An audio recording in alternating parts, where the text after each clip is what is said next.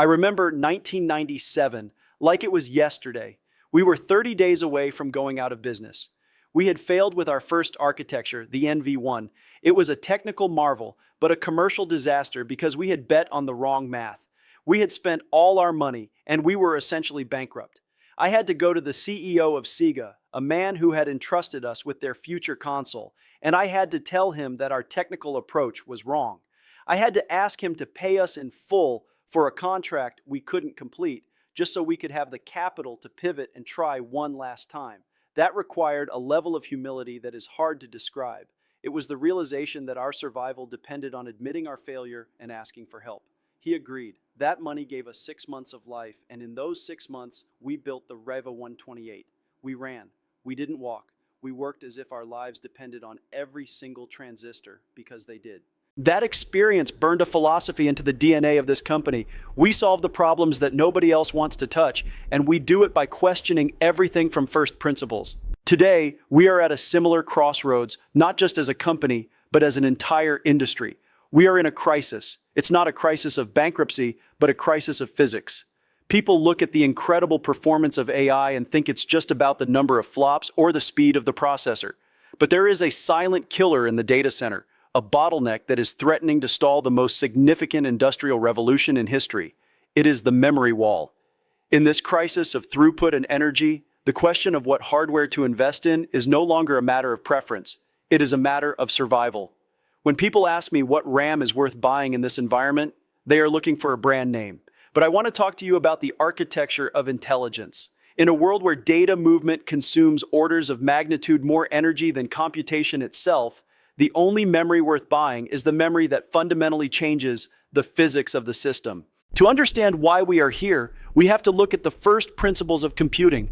For 60 years, we have followed the von Neumann architecture, a processor over here and memory over there connected by a narrow straw. For a long time, we just made the processor faster and the straw slightly wider. But we have reached a point where the cost of moving a single bit of data from memory to the processor is significantly higher than the cost of the calculation itself. We are spending all our energy on transportation and none on production. This is the crisis. If you are building an AI factory today and you are still thinking about memory as a separate commodity, you plug into a motherboard, you are building a factory with a clogged plumbing system. You are underperforming before you even begin. Traditional DDR5, even the fastest versions, cannot keep up with the appetite of a large language model. An LLM is a ravenous beast that needs to see billions of parameters every few milliseconds. If the memory cannot feed the engine sits idle. And an idle GPU is the most expensive thing in your data center. This is why I say the only RAM worth buying in this crisis is high bandwidth memory, specifically HBM3E, integrated directly into the compute fabric. It is not just memory anymore. It is the oxygen of the processor. By stacking the memory vertically and connecting it with thousands of microscopic pillars called through-silicon vias, we have moved the memory from across the street to right next door. We have turned that narrow straw into a massive multi-lane highway. But let's talk about why this is a crisis of character for many companies. It is a crisis because HBM is expensive, it is hard to manufacture, it is in short supply. Many people are tempted to cut corners, to use traditional architectures, to save money on the bill of materials. But in the era of accelerated computing, the more you buy, the more you save. This sounds like a paradox, but it is a fundamental truth of the new industrial revolution. If you spend 20% more on the right memory architecture, but it makes your 10,000 node cluster 50% more efficient, you haven't spent money, you've recovered it. You've recovered time, and in this race, time is the only currency that matters. The work of your life is to build things that didn't exist before. When we were at that Denny's in 1993, we didn't want to build a better version of what was already there. We wanted to build a new way of computing. We chose 3D graphics because it was an impossible problem that required a level of parallel processing the world wasn't ready for. We faced the same skepticism then that we face now when we talk about the death of Moore's Law. People want to believe that we can just keep doing the same thing and get different results, but you cannot. To solve the memory crisis, you have to be willing to break the traditional PC model. You have to be willing to build a system on a chip at the scale of a data center. This is why we built the Grace Hopper Superchip. We realized that the bottleneck wasn't just the GPU memory, but the connection between the CPU and the GPU. We created a coherent memory fabric that allows the CPU and GPU to share the same pool of memory at incredible speeds. This isn't just an incremental improvement, it is a total reinvention of the computer. We did this because nobody else wanted to touch the impossible task of unifying these disparate architectures. We did it because we are a flat company. We don't have silos. My engineers who work on networking talk to the engineers who work on memory, and they both talk to the engineers who work on software. We are a neural network of human beings trying to build a neural network of silicon. I often tell students that I wish you ample doses of pain and suffering. I say this because I want you to have the resilience to survive a crisis. When NVIDIA was 30 days from bankruptcy, we didn't find the answer in a textbook. We found it in our grit. We found it in our willingness to work 20 hours a day to rewrite our drivers, to redesign our hardware, and to beg our partners for one more chance. Character is built in the abyss. The memory crisis we are in today is the abyss for the AI industry. Many companies will fail because they don't have the stomach for the cost of true innovation. They will try to walk toward the future using old-fashioned RAM. But the future is moving at the speed of light. You have to run. If you are building the future of AI, you have to understand that the value of a component is not its price, but its contribution to the total throughput of the system. In this crisis, commodity is a trap. If you buy memory that is good enough for yesterday's tasks, you are guaranteeing your obsolescence tomorrow. The only RAM worth buying is the one that allows you to train the next generation of models, the one that allows you to run inference with sub-second latency, and the one that doesn't waste half of your data center's power on heat. This is the logic of accelerated computing. We are moving from general-purpose computing, where every instruction is a struggle, to accelerated computing, where every operation is a miracle of efficiency. I remember when we decided to invest in CUDA. For 15 years, the world told us we were wasting our time. They said the GPU was for gamers. They said nobody would ever use parallel processing for general-purpose work. We suffered through a decade of low stock prices and skepticism, but we held on to our first principles. We knew that the math was right. We knew that the CPU would eventually hit a wall. And when it did, we were the only ones standing there with a solution. The memory crisis is no different. We've been preparing for this for a long time. We knew that as models grew from billions to trillions of parameters, the memory architecture would become the most important part of the machine. When you look at our Blackwell architecture, you see the culmination of this vision. We have integrated the fastest HBM3E memory with the most advanced interconnects in history.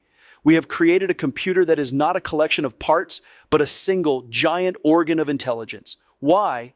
Because the problems we are trying to solve, climate change, drug discovery, sustainable energy, are too big for traditional computers. They are impossible problems. And to solve the impossible, you have to be willing to do things that look wrong to the rest of the world. You have to be willing to spend billions of dollars on a memory architecture that most people haven't even heard of yet.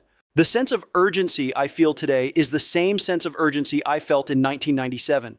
The window of opportunity for this AI revolution is wide open, but it won't stay open forever. The nations and companies that realize the importance of the AI factory today are the ones that will lead for the next century. And the heart of that factory is the memory. If the memory is slow, the factory is slow. If the factory is slow, you lose. It is that simple. This is why I say, run, don't walk. Don't wait for the price of HBM to drop. Don't wait for a standard to emerge that accommodates your old hardware. The new standard is already here. It is defined by the requirements of the most powerful models in existence. People ask me, Jensen, how do you stay so humble when NVIDIA is so successful? My answer is that I am constantly terrified. I am terrified that we will miss the next bottleneck. I am terrified that we will become complacent and start walking instead of running. I am terrified that we will forget the lessons of Denny's and the Riva 128. Every day I wake up and I assume we are 30 days from going out of business. That keeps us focused. That keeps us honest. That is why we are the ones who are willing to tell you the truth about the memory crisis, that most of what you are buying today is already obsolete. To build things that didn't exist before, you have to be comfortable with the unknown. You have to be comfortable with the fact that your beloved old architectures are no longer sufficient. We are leaving the era of the PC and entering the era of the AI supercomputer. In this new world, the memory is the bottleneck, and the only way to break it is to integrate it so deeply into the compute that they become one and the same. This is the vision of NVIDIA. This is the vision of accelerated computing. We are not just making things faster, we are making things possible.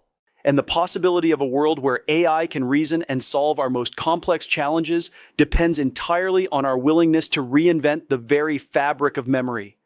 We are now at a point where the memory is not just a storage tank for data, it is the vital circulatory system of intelligence. If the blood stops flowing, the brain stops thinking. That is the crisis we are facing.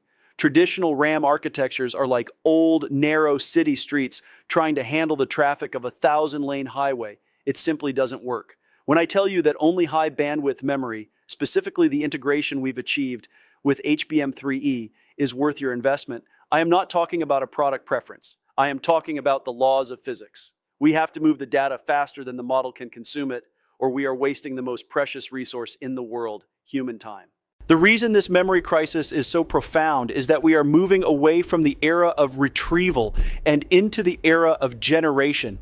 In the old world, you used memory to store a file and bring it back to the screen.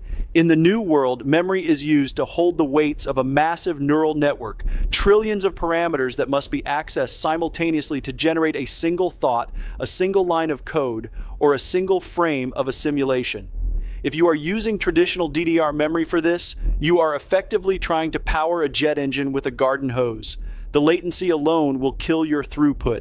At NVIDIA, we went back to first principles and realized that we had to stack the memory. We had to bring it closer to the compute.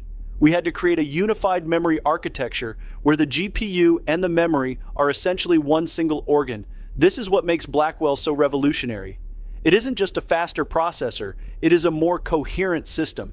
I want you to think about the AI factory again. In a traditional factory, the biggest cost is often the logistics, moving the raw materials to the machines. If the warehouse is 5 miles away from the assembly line, the factory is inefficient. High bandwidth memory is like putting the warehouse right on top of the assembly line. It eliminates the transportation tax on intelligence.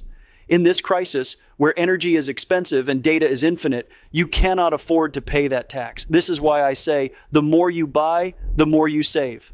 If you buy the right memory architecture, you reduce the time it takes to train a model from months to weeks. You reduce the energy consumption per token by orders of magnitude. You aren't just buying RAM, you are buying productivity. You are buying the ability to innovate at the speed of light. This is the impossible problem that we decided to tackle while everyone else was focused on incremental improvements to the CPU. We knew that the memory wall would eventually be the greatest obstacle to human progress. So we invested billions of dollars in NVLink and HBM integration. We built the systems that allow 576 GPUs to work together as if they were one single massive chip with a shared pool of memory. This is the Grace Blackwell GB200 NVL72. It is a miracle of engineering that required us to rethink everything from the liquid cooling to the copper interconnects. We did it because we knew that to solve the crisis of this new industrial revolution, we couldn't just walk toward a solution. We had to run, we had to leap over the existing limitations of silicon. I often reflect on the importance of having a flat structure in a time of crisis. At NVIDIA, we don't have layers of bureaucracy to approve a change in memory strategy. If our engineers realize that a new type of HBM is ready for the market, we integrate it immediately. I have 50 direct reports because I want to stay close to the ground. I want to feel the friction of the technology. When you are in a revolution, the most dangerous thing you can have is experience that tells you why things can't be done. You need the humility of a beginner and the grit of a survivor. You need to be willing to admit that the beloved DDR architecture that served us for decades is no longer sufficient for the world we are building. You have to be willing to shed your skin to become something new. The work of your life is to build things that did not exist before. Right now, we are building the foundation for sovereign AI. Every country, every company, every laboratory needs their own AI factory to refine their own data into their own intelligence. This is the most significant opportunity of our lifetime. But you cannot build a 21st century factory with 20th century plumbing. You need the memory architecture that is designed for the scale of the future. You need the memory that is worth buying because it is the only one that can actually do the job. In this crisis of supply and demand, the most expensive hardware is the hardware that doesn't work for the task at hand. If you buy the wrong RAM, you are buying a legacy. If you buy HBM3E integrated into an accelerated stack, you are buying the future. We are applying this vision to the hardest problems in biology, in climate science, and in robotics. We are creating digital twins of the Earth to predict weather patterns with a precision that was previously unthinkable. We are helping researchers simulate millions of chemical combinations to find new drugs in a fraction of the time. None of this would be possible if we were still waiting for data to travel across a traditional motherboard. We had to break the old computer to build the new one. We had to have the resilience to face the skepticism of an industry that was comfortable with the status quo. We had to be 30 days from bankruptcy in our minds every single day to maintain the urgency required for this level of innovation. As you look at your own journey, whether you are a developer building a new startup or a leader transforming an enterprise, I want you to remember the lessons of Denny's. Every job, every task, every detail matters. The way you choose your memory architecture is just as important as the way you choose your AI model. It is all part of the same first principle: excellence in the service of an impossible dream. Don't settle for good enough. Don't walk when you should be running. The world is changing too fast for anything less than a total commitment to the best possible technology. We are living in the most exciting time in the history of computing. The iPhone moment of AI has passed, and we are now in the era of deployment. We are building the engines that will power the next century of human progress. And at the heart of those engines, you will find the memory that makes it all possible. It is the silent partner in every breakthrough, every discovery, and every miracle that we produce. We are proud to be the ones who provide the tools for this revolution, but it is your vision that will bring it to life.